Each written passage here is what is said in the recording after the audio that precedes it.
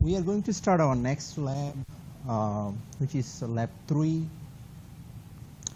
In this lab, we'll try a couple of small problems, and all those problems will be related to compare and branch instructions. Okay, so this is what we need to know to understand the lab 3. So the first thing is we have to identify the positive and negative hex bytes. Okay. Second one is we have to understand certain comparative adjectives we use to compare signed and unsigned numbers. Okay. So that's like plain English adjectives, but we have to understand how we, actually call those for signed and unsigned numbers. We also will try to write some code using these 3 comparison instructions. I think you have already seen these 3 instructions somewhere in some quizzes because we tried it already, but we'll also try to write some lines of instructions using these. Then we'll be again using the branch instructions, of course, since we just started the branch in our class lectures as well. So the most highlighting parts are the middle 3, the ones that we really want to understand in this lab. So pretty much this lab will talk about the middle 3 because we already pretty much have an idea that how the negative and positive numbers look like in hex, right? We also are trying the branch instructions in the quizzes. So the most important thing that we'll be covering in the lab is the middle 3 bullet points. Now let's try the adjective thing first. Okay. Now for an example, think about the hex numbers. First of all, by default, all the hex numbers or any numbers we write in computer are signed. But this is the interesting part. You can treat the same number as unsigned number based on your need. Because in some cases, you may have seen in our last lecture on branches, I was mentioning that some of the branch work for the unsigned numbers. So you might be wondering, how do I get the unsigned number? Because all the numbers are signed. You see, the idea is actually the hex numbers that you see, those are in computer written as binary. But it depends on your instruction or your branch instruction that how the number will be considered, whether the number will be considered as signed or unsigned. Now think about the unsigned numbers. Anytime if I tell something unsigned, that means all numbers are actually positive. Okay? I'm saying, if I say, oh, I'm just going to write the numbers without the sign, so by default everybody will assume that the numbers are actually positive. Okay? That means whenever I say all unsigned numbers, that means is actually must be larger than 0 or more. Okay? There is no way something can be lesser than 0. So here you go. If we have a byte in hex and if we treat them as unsigned, I'm saying again, as I said, it depends on which branch instruction you are selecting, right? Remember, some of the branch work only for signed numbers. Some of the branch only works for unsigned numbers. That was in our lecture. We try to give you the categories of those branches. Now, if the hex byte we are talking right now is considered as unsigned, then we use lower than or higher than. See, what happens is when we compare the numbers, we just say, oh, this is lower than these, or this is higher than these. Now, anytime we just say lower or higher, that means we are comparing the numbers as unsigned. These words are really, really important. I'm saying make sure you understand and pick the word carefully, okay? Anytime you just try to think the numbers as unsigned, in computer literature, you'll be always just saying lower and higher. Now think about this interesting thing. I wrote the example here, okay? 5E is lower than 9A. Does it look like 5E is lower than 9A? It's actually true because you are just comparing the numbers as unsigned. Now whenever the numbers are unsigned, there is nothing called negative numbers. You know what I'm saying? All the numbers are positive. So automatically the 9A looks much higher, right, than 5E. You know what I'm saying? Because nothing is unsigned. I'm saying nothing is negative. Now here I said higher than, I said 9A is higher than 5E. I actually wrote the same sentence but using higher than, right? So I said 9A is higher than 5E. Again, as I said, think about 9A right now. 9A is actually not a negative number this time because we are comparing numbers as unsigned. So 9A is actually higher than 5E because 9A, you know, is in hex, regular hex numbers. 9A is higher, right? I'm saying we are just not talking about the unsigned signed numbers. Now, if we do the same thing using our regular traditional sign conventions, the adjectives we'll be picking is lesser than or greater than to compare the numbers. Now, just think about this. Based on what words I'm using, you will pretty much know how I'm actually comparing the numbers. Am I considering them as unsigned or I'm considering those as signed? Okay? Now, look at the same things I wrote here. You might be wondering to see how interesting this is. I wrote 9A is lesser than 5E. Is this true? See, whenever I use the word lesser than, that means I'm just considering the numbers as signed numbers, right? Now, whenever I'm considering the numbers as signed numbers, look at 5E. 5E is a positive number, right? But look at 9A, which is a negative number, right? So any negative number is actually lesser than any positive number, right? And same way, I just wrote 5E is greater than 9A for the same reason, because 9A is a negative number right now because you are considering the numbers as signed because of the wording. You know what I'm saying? Okay, let's try some interesting quiz questions here. That might probably will be very interesting. Let's see what words I can pick from bottom, because I listed 4, lower, higher, lesser, greater. Can you select which might be good, wording for these comparisons? Again, there might be more than one answer, okay? Because you might think those numbers as signed, you might think those numbers as unsigned, so you can actually pick more than one answer because there are more than one answer actually. Okay. Now, which are the right answers out of these 4? I just said lower, higher, lesser, greater.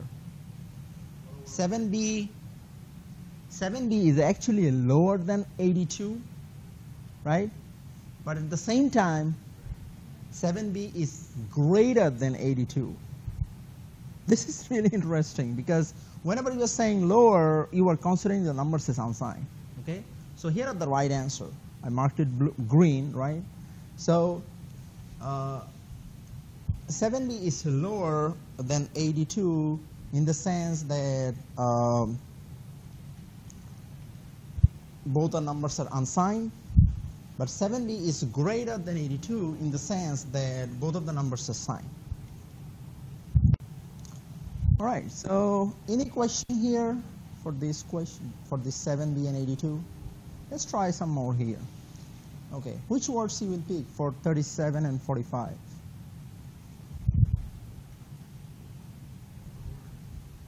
Lower and lesser. Because if you compare these two numbers as unsigned, of course 37 is lesser, right? It looks lesser. I'm saying it looks lower. If you compare those numbers as signed, you'll be using the word lesser, right? Because both of the numbers are positive right now, right? So 37 is actually lesser than 45. So the answers are going to be lower and lesser. Let's try another one. 87 is compared with 95.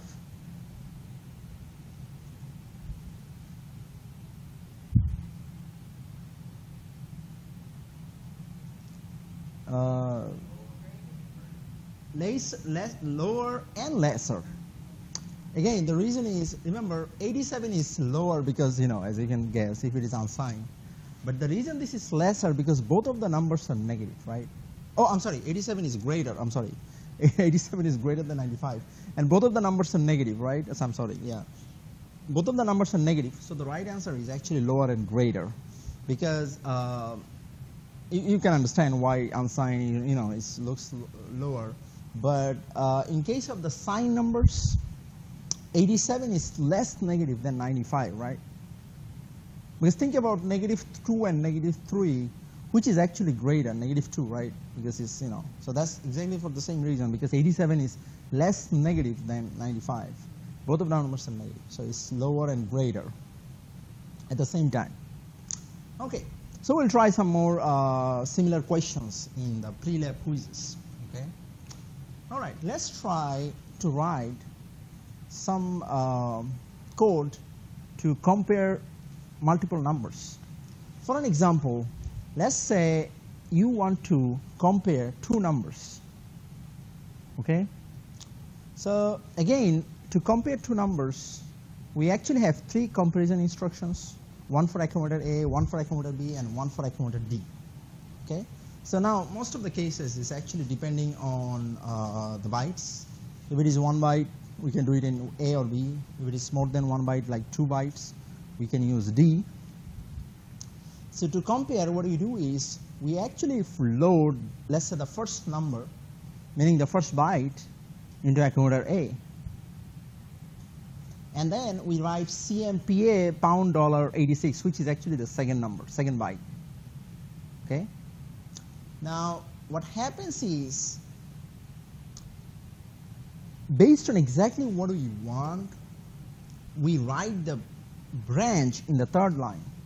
Let's say, for an example, I'm just trying to see, I'm just trying to make this statement like, if my first byte is greater than second byte, do this. Think about the high-level language. In high-level language, you can do it using what? Let's say C++. You can do it like if structure, right? If you can just compare, okay, first byte is greater than second byte. So we are pretty much doing the same thing here, but in a little bit different manner. But we are just writing a branch instruction, which means branch if greater than. If you go to your set of instruction, for every branch in the second column, you will see a plain English description. Okay? So BGT is what? The branch if greater than. Okay? And wow is just a label. And as you know, we can write labels just, these are just some names. So we can give any names. Okay?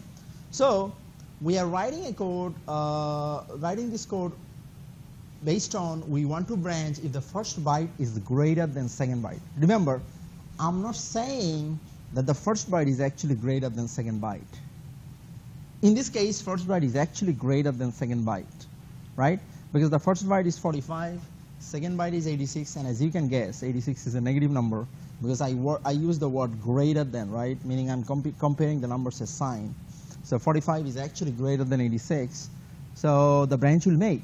But your numbers will not have to have greater. I'm saying you let's say have two numbers and you are just saying if greater than branch there. So your program or microprocessor will know whether it will branch or not because it knows whether the numbers are greater or not. It will actually make the comparison and do that. Okay. Now, again, reminder, if you recall, comparison instructions actually do a subtraction. Every comparison instruction, because we have 3, right? They just do a subtraction, so it will actually do 45 minus 86. Just a regular subtraction. But what happens is, after the subtraction, the difference is never saved. So even after the subtraction, the accumulator A will still hold 45 because nothing will be changed. But you might be wondering, so why we are doing the subtraction then? The reason we are doing the subtraction, because after you are done with the subtraction, think about all the flags will be changed, right? That's the purpose of the subtraction. At the beginning, it may not be visible because, you know, if you don't know the flags, you may not have that answer. But now we know the flags. So the subtraction is done, nothing is saved because no difference is not saved. But because of the subtraction, 45 minus 86, the flags are changed. And based on the flags, BGT can be checked, right, for the condition to met or not, right? Any branch instruction you are writing in the third line, that will be actually depending on those flags, which is actually important, right? And that exactly is the reason why all the branch instructions are subtractions, but no difference is actually saved anywhere, okay?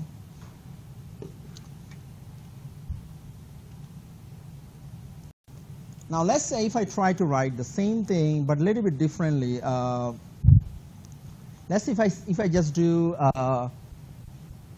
the same thing, but right now I changed a little bit here. I said if my first byte is lower than second byte, then make the branch. Then look at this. All I did is I just changed the branch. Right now my branch is BLO. If you go to your set of instructions, again, BLO, if you check the column 2 for the BLO, you will see branch if lower than. You know, that's a little bit in cryptic order, but it means that branch if the first number is lower than second number. Okay? So that means even if your first number is actually lower than 86 here, that means the branch will make, right? But think about this. You may not have that situation, right? You may have some other numbers. And your first number is lesser, not lower, right, than second number. If that is the case, you still can write it, but the branch will not make. I'm saying you will be always writing based on your logic, but your program may branch or may not branch based on the numbers, right? But in this case, it will actually branch because the first number is actually lower than the second number, okay? So after the subtraction is done, you will know that there will be some flag changes, right? And based on the flags, we can always check the condition for the BLO, and obviously that will make since that is low. You can always double check. Okay. Now, let's say if I want to write these. If I say, okay, how about let's make a branch if the first number is lesser than or equal to second one. Okay. First number is actually not lesser in this case, as you can see, right? Because whenever I'm saying lesser, that means I'm comparing the numbers as sign, right? So first number is actually not lesser than second one because the second number is a negative number. First number is 45, second number is 86. So, but still I can use the branch BLE. So all I'm trying to show you is how you can actually select a branch and pretty much make a similar control structure like the high-level language. Because you are just comparing two numbers and just saying, okay, if this happens, do this. Now, do what? Branch to that wow level. Now, in the wow level, you probably have some other codes, right, that you want to execute for this, you know, condition, if the condition is met. Okay? Now, if you just say, okay, if the first byte is greater or equal to second one, we would use BGE, right? Because this is the instruction for, this is the branch for, again, comparing two numbers and the branching if the first one is greater. And in this case, is this true?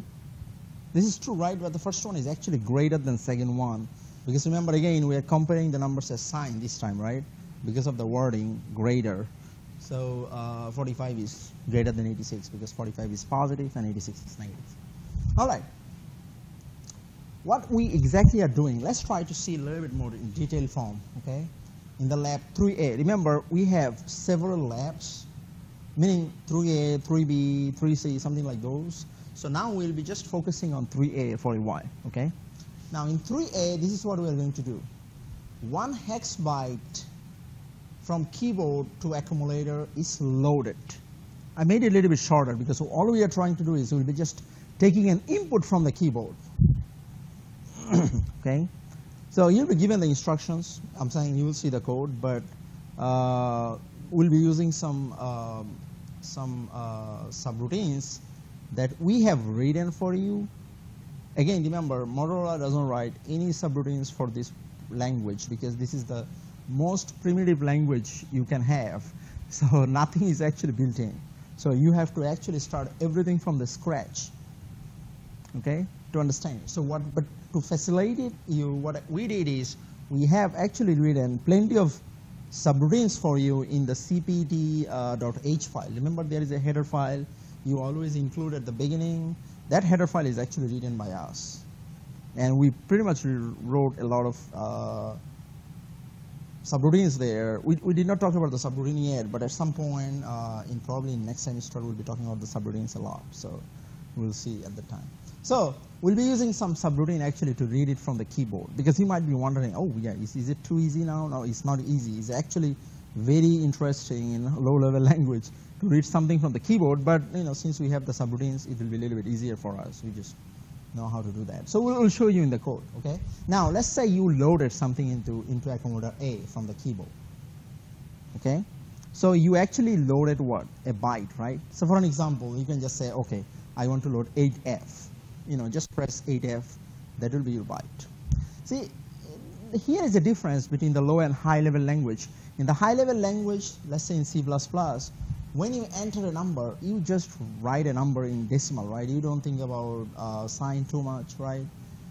You don't think about how the bytes are saved. But here, you are actually inputting the raw byte. Let's say 8F. Now, think about 8F right now. It may be considered as signed. It may be considered as unsigned. So, but you're just entering the bytes, and as possible. Okay. Now, in the second line, so that means in the next step, what we are doing is this hex byte, meaning the one that we just taken, right? We have taken from the keyboard, is compared with 6F. I think we know how to compare, right? We just saw some, a couple of lines. So it's compared with 6F. You might be wondering why 6F. I'm saying this is just a number we picked, okay? 6F. Okay. Then what we do is, if the hex byte, the one that we just have taken, we don't know what was taken, right? It is based on what you will be entering from the keypad, from the keyboard. So hex byte is higher than 6F. Make sure you understand, it's higher than, right? That means we are comparing the numbers as unsigned, right? So be careful. So higher than 6F, it is rejected. Now, what does it mean by rejected? The interesting thing is, there is no way you can actually reject something. So the idea is, even when you say, oh, it's rejected, that means you'll be taking the input again. Okay? So there will be a loop, right? There will be a branching. That means if the byte you have taken is higher than 6F, take the byte again. So you can repeat the same lines. We'll show you how to do that. Okay? We know the branching, right? So that's not too hard for us right now. Okay. Otherwise, the hex byte is accepted. So that means if you enter something, anything higher than 6F, your program will again ask you to enter the number. Okay? It will say, okay, enter the first byte. You entered something which is higher. It will again say enter the first byte. It will keep saying enter the first byte until you enter something which is not higher than 6F. Okay? So I'm saying that's like an interesting testing, right? So that means using the low-level language, you are actually trying to control the input. Because a lot of times in a lot of programs, we control the input, right? We just say, oh, yeah, just enter this number between this to this. If you just go out of the range, the program again tells you, oh, no, just enter it again. I'm saying you made a mistake or something. So this is exactly what we are trying here using the low level. Okay, now that is what so we are done with the first byte. Okay, now, then again, so that means at this point we're happy with the hex byte because we got something, right? So we either have taken the first one, or we keep taking, and then once if you enter something not higher than the 6F, we have taken that number. Now once we have taken that number, that byte is being copied to accumulator B. Remember, we actually have taken the number to accumulator A, right? Now we copy that number to accumulator B. You might be wondering why you should do this. There is a reason, because remember, as I said, we are using some built-in subroutines, and those subroutines are written by us, right? But the way we wrote the subroutine, anytime if you take something from the keypad or keyboard, automatically it goes to accommodator A. So that means if you take the second byte, it will actually replace the first byte. Because every time you take it, it automatically goes to accommodator A, because that's how we actually have written the subroutine. You see what I'm saying? So if you really want to take a second byte, what you need to do is take the first byte and then save it somewhere, and then take the second byte. You see what I'm saying? Because if you just don't save it and take the second byte, it will automatically replace the first byte. Because every time, whatever you are taking, that's going to accommodator A, right? So that's why, just to save it, we copied that byte to accommodator B. Okay? Then, again, we take, again, in a similar manner, we take another byte, right, which is our second byte from the keyboard. And again, as you can guess now, that byte will be loaded into accommodator A, right, which is automatically done by the subroutine. Okay? Now you have 2 bytes. First and second hex bytes are added. How do you add it? Remember, the first byte is already there in accommodator B, right? And the second byte is the one you just have taken, which is in accommodator A. And you can add first byte and second byte. Now once you add it, you'll have a sum, right? And the sum will be stored into A. Now we'll be doing again a comparison instruction. What we do is we just check whether the sum is positive. There is a branch instruction for that. If the sum is positive, this program starts over. That means we go back to the beginning and then we again take first byte, we compare, blah, blah, blah. Otherwise, the program starts over, but it gives a beep. That means if your sum is negative, you will hear a beep. Now the next thing is, how do you generate a beep? We don't have actually an instruction in the setup instruction that gives us a beep, right away.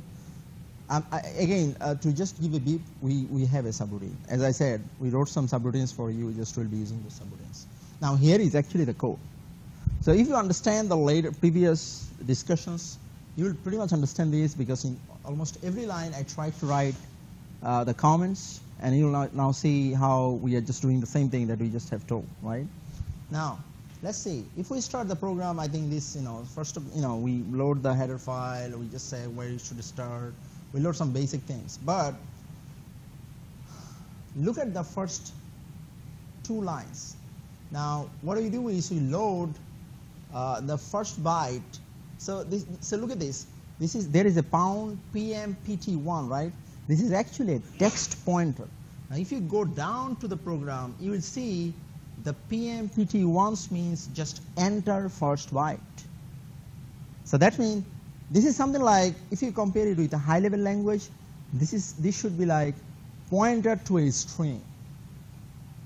I'm not sure, have you ever heard these? But this is like a pointer to a string, okay? Now, what we do is we actually load the address of the first byte of this string,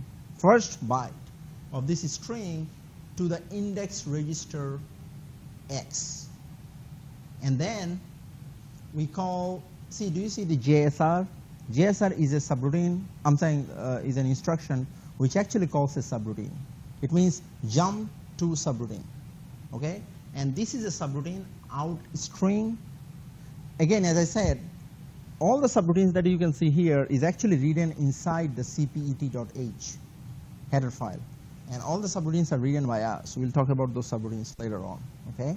But just for now, think about those subroutines. And this subroutine actually print a string, okay? So just because of the first 2 lines, you will see enter the first byte in the screen. I'm saying that 1 line will be displayed, and the cursor will be blinking and waiting for your input. Because the 3rd line is JSR get byte. Do you see that? This get byte is again a subroutine which actually takes a byte from the keyboard and automatically save the byte into accommodator A. So we are actually using a lot of subroutines here. But think about the subroutines. If we don't have it, All these things will be exciting, right? I'm saying, because you have to write everything from the scratch. But we actually did the same, but we'll talk about this later on. Now, after the third line, you already have the first byte saved in where? Accumulator A, right? Loaded into accumulator A. Now, I actually mentioned those in the comments. I'm saying if you read the comment anytime you can recall. So, next line, we are comparing A, meaning whatever we have in A, we are comparing that with 6F, right? Again, what exactly we are doing? Our byte minus 6F, right? I mean, because that's what you should be doing, right? Subtraction. But remember, nothing will be changed after the subtraction except the flags. So the flags are changed, and then all we are trying to do is we are trying to see whether the first byte, meaning the byte that you actually entered from the keyboard, is higher than 6F, right? Now, if it is higher, do you see we are just saying if it is higher, go to too high, that actually is a label here. So that means if the first is the byte that we have entered from the keyboard, if it is higher, we are starting over, right? So that means we are starting over and trying to take the byte again. Do you understand this part? I'm saying we are just trying to, so it will keep repeating, you know, if you keep entering the byte, I'm saying the higher, something higher than 6F. Okay? Now, otherwise, if that is not the case, look at the next instruction, which is an inherent instruction, TAB, which copy the first byte to accumulator B. Because now we are happy with the first byte, and we just save it to accumulator B. Right? We just copy this accumulator B. And one of the reasons is we are actually trying to take our second byte, so we want to save our first byte. We just put it in accumulator B. And again, we'll start the same process here to take our second byte. Look at the string right now. I actually changed the string PMPT2. If you go down here, PMPT2 is actually a string which is actually enter second byte. Now you will see PMPT2 and JS are out string. Both of those two lines are for displaying enter second byte. And the next line is JS or get byte. So you'll again enter something from the keyboard, right? And that will be loaded into accumulator A, right? Automatically by the subroutine, okay? And then, remember, after we take the second byte, we add A and B, right? Because in B, I have my first byte. In A, I have my second byte. So I have an inherent instruction to add A plus B, right? And to store the sum into A, which is ABA. That's just an inherent instruction, right? And that's probably the first instruction that you have in your set of instruction, right? So ABA. Now I know my sum is there in A. Then I'm doing a branch instruction here, BPL. Okay? This actually branch if the first number, if the sum is actually positive. So that means if sum is positive, we go back to the label start. Now if you look at the start here, that's actually the very first, the beginning of the whole taking the bytes, right? If the sum is not positive, you will actually go to the next line, right? Where we are calling a subroutine beep. Remember, this subroutine is again written by us. And the subroutine is located inside the header file, cpt.h. Okay? So, and then again, after the beep, we'll get back to start again. Now, the last branch here is an unconditional branch, right? Remember? That means doesn't matter what happens, go back. Unconditional means no condition has to make. If you write this, it will branch for sure 100% all the time. Because we want to get back to the beginning, right? So all the difference is, if the sum is negative, you will just listen, and you will just hear a beep, right? Which is important, right? Because based on the beep, you'll know what happened, and you can also explain or understand. Okay? Now remember, 3A is something default given to you. So you don't have to modify anything. All you have to do is just type in, understand, and run the program. This is given, okay? Modifications are required, but next ones we'll try a little bit of modifications. Any question at this point?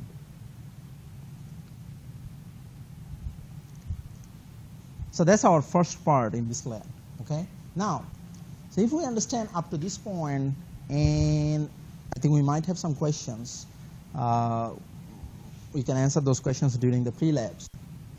So this will be our first part of the pre-lab. Okay. So which is 3A. Should be ready for that now. Now, in the 3B, we'll be doing a little bit of modifications. Remember, all the modifications are actually done based on the first one. So you already have your 3A, right? So you pretty much have that and you understand what you did, right? So I actually wrote down all the things that we have in 3A, but I added the purple, bullet point, which is actually the additional modifications that we have in 3B. That's the purple part, okay? Now remember, what we actually did, we took a first byte and then we compared with a 6F to see whether the number is higher. I'm sorry, whether the number is higher. If the number is higher, then we took it again. Otherwise, we just kept it in accounted B. We take something, we take again another second byte, load it into A, and then we added both bytes, right? We got a sum, and then we compared the sum and see whether the sum is positive. If the sum is positive, we started over. Otherwise, we just gave a beep. We generated a beep, and then we just again moved on to the beginning. But now, here, remember, after the second byte, we just have taken the second byte last time, right? But now, we are just trying to compare the second byte with 6F. Here, right? We're just trying to compare the second byte with the 6F. Now, this 6F, look at the comparisons that we are making here. We just said if the second byte is greater than 6F, how we are comparing, signed or unsigned? Greater means what? Signed, right? Do you see the difference? Because we just compared the first byte as higher than. That means we just did the unsigned comparison, right? Second byte, we are just saying greater than. That means the signed comparisons. So we compared that with 6F. And again, we just in the similar fashion, if the second byte is greater than 6F, we reject it, right? And again, the rejection means what? That we will be just taking the second byte again. We probably will make a similar loop, right? Just like the first byte, how we take it. So again, if we are happy with the byte, we just save it. We are just fine, and then we move on, right? That means if we'll just make the comparison and we'll just go back if we don't like it. Meaning, if the number is greater than 6F. Okay, now we are trying to give you a couple of hints here so that you can use these hints and understand the modifications. Step 1, identify the block of code. I'll write block 1. I'll call this block 1 that takes the first hex byte.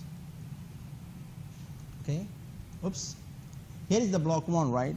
I circled that part, which is actually responsible for taking the first byte, comparing, right? Because remember, the first byte, we are taking the first byte and we're just comparing also whether the first byte is higher or something, right? That's my block 1. Okay, I'm sorry, oops. Step 2, identify the block of code, which is block 2, that actually will take the second byte. So I marked it here. That's my purple block, which is block 2 for my second byte, right? So you may wonder a little bit here, because if you look at here, you'll see the block of second byte is a little bit smaller than block of first byte. The reason is, in the second byte, we have not done any comparisons, right? So this is from from 3A, right? So that means whatever we got from, so whatever the number was entered from the keypad, in case of second byte, we have taken it in 3A. But now we want some modification, right? So in step 3, we'll be adding a label at the beginning of the block 2. Because after the modification, we want to compare what? The second byte, right? So we might need to branch, right? And that's why we will add a label here. I marked that line. Add the label here at the beginning of the block 2. Then step 4, add two lines of code similar to the last two lines of block 1 at the end of the block 2, so that the block 2 rejects any second byte value which is greater than 6F. So you will be actually adding two lines here right now. I marked there the position where you will be adding two lines, but here is the interesting part. You have to think a little bit and determine the branch instruction, right?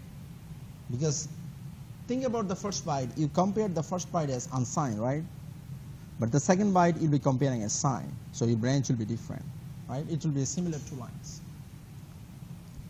So if we understand up to this point, we should be ready for the next part of the pre-lab and also for the 3B. You have any question here? All right, so we should be actually ready for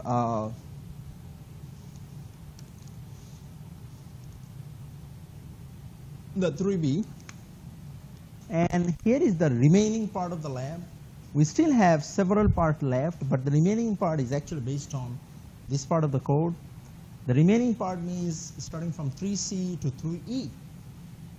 There are several parts here, 3C, D, E, right? But all these three parts are actually based on a simple code here.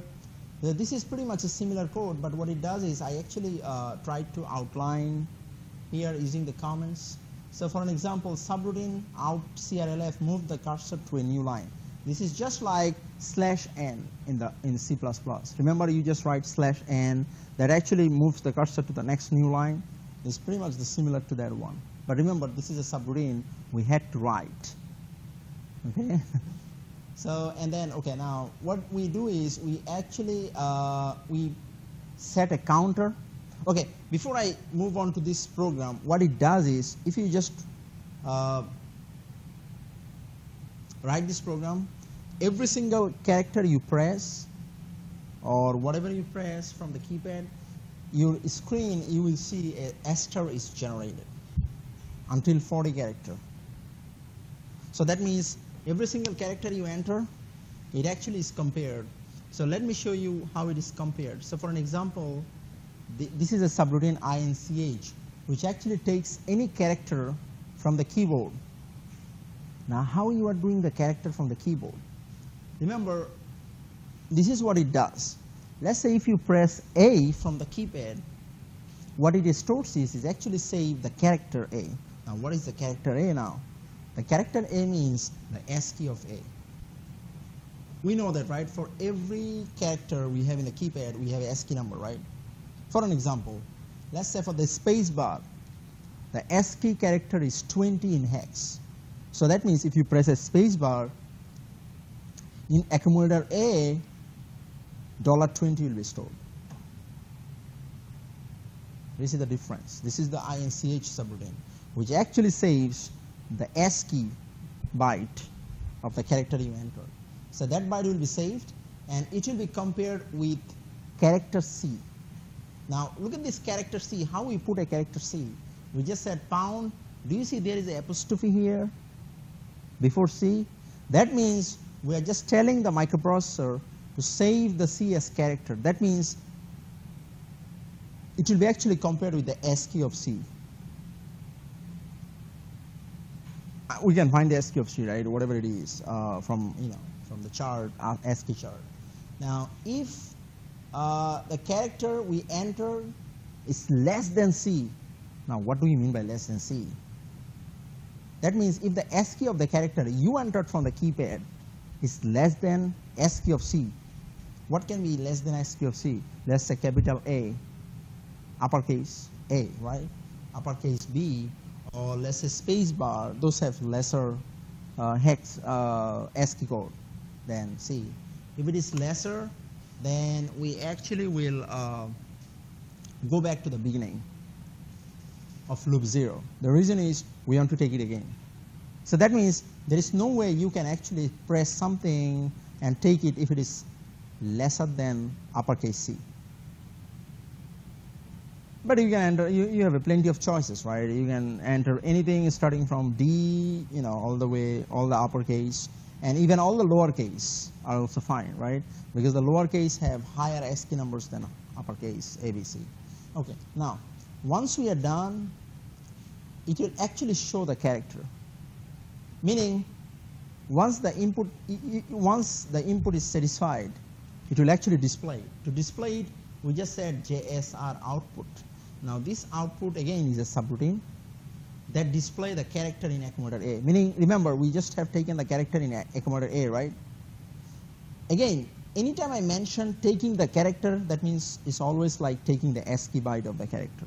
I might not mention every time, but it's the same thing. Okay?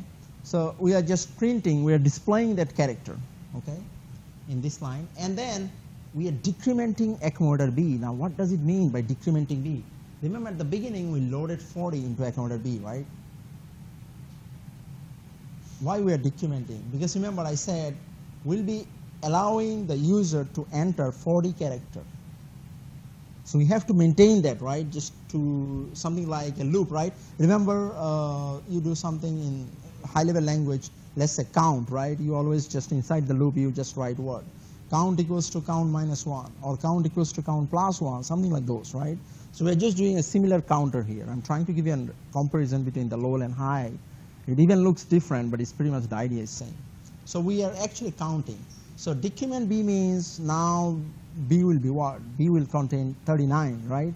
That means you still have 39 chances left. So we are just done with one character. Now look at this, I'm just BNE loop 0. That means based on the subtraction we did, we just see BNE. BNE means branch if not equal to 0. That means we are just subtracting, right? It becomes 39, 38, 37, right? At some point it will be 0. At that point we will not go back. That means we are just repeating this loop for 40 times. That's it, right? So we are just going back to the loop again. We'll take the next character, display it, so we'll do that, right? But after all the 40 characters are displayed, because you actually have taken all the 40 characters, all the characters will be displayed, the cursor will move to the next line, and then we load 40 there again, and then this time all the 40 characters will be asterisk and will be printed automatically. So this program will do something like this. It will first tell you to enter some key. You will first have to enter some characters from the keypad, right? If you enter 40 characters, then it will stop and print 40 ester. The 40 esters will be printed automatically, but it will wait until you enter 40 character. And as you can see here, the remaining part I skipped because it's the most important part is here. And we have some comments in the right side. I think the comment will help you to understand and recall all the things that we are doing here. So we still do a little bit of modifications later on. So I'm trying to give you some hints of those modifications. So in 3F, we actually do a little modification, which is pretty important to understand. Not too many lines, it's just a couple of lines, but it's very important to understand. And also a little bit exciting to see how do you restrict one character, let's say D, to display. I'm trying to give you an example. Let's say you want to do this. Let's say you have a keypad and you are trying to take input from the user, okay? But for some reason, there is no way you will take a small d, but the user can enter anything else except a small d. It might be interesting, right? That I'm saying if they type small d, it will not take a small d, but it will take everything else. Then this is how you'll do it. It's very simple. You'll just first take the input, right? JSR is calling the subroutine, right? INCH is the the one which actually takes the character ASCII byte, right? Then you compare that character with a small d. Don't forget this apostrophe. Do you see there is an apostrophe there, which is very important? So we are just comparing, because we first took the number and the number is stored in, I'm saying the character is stored in A, right? Character means ASCII. And then we are comparing the ASCII of the D, ASCII of D. Once we are done, branch if equal. That means if it is D, right? If it is D, we are going back. So anytime if it is D, you will keep taking the input. And then in the last line, that means if it is not D, you will display it. That means this is how it works. Every time you will try to enter something, if it is D, it will not display anything. If it is anything except D, it will display it. So the user is thinking, oh, it's not taking my input. It's actually taking your input, but comparing it before it displaying it. If it is D, then it takes it again. You see what I'm saying? So these 4 lines are very important and interesting, because just writing these couple of lines, you can actually restrict any character from the keypad. Even if you want, you can restrict multiple characters. All you have to do is, for every character, you have to write 4 similar lines. But you can restrict multiple characters, right? Which is interesting. So we'll be doing something similar in our 3F. But here is another example, which is actually restricting a bunch of characters except just one character. For an example, it's pretty similar, but it's still like same 4 lines, but the branch instruction is different here. Look at this. Let's say I'm trying to restrict a range of characters to display. Now, what are this range? This will display any character that has ASCII code lower than ASCII code of T, uppercase T. That means anytime if you type T or anything more than T, like any small lowercase, it will not display it.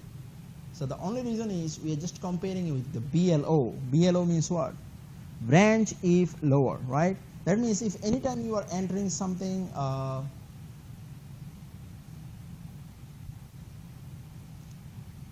I'm sorry, it actually restricts everything lower than T, okay?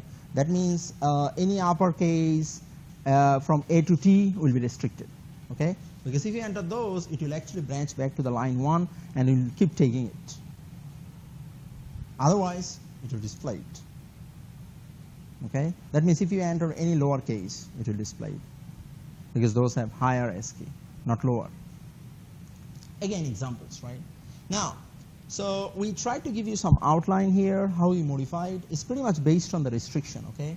Because in the third part, we actually try to restrict multiple characters. It's not a range of characters, just randomly couple of characters, okay? So we start with the label and call the subroutine, just like you have seen, right? JSR, INCH, we call the subroutine, and then we compare the first restricted character. We know how to do that from the previous example, and then we choose a branch back to line 1 at the beginning. That means line 1 means beginning. If the first restricted character and the character in the accommodator A are same, and then we repeat line 2 and 3 once for each restricted character, okay?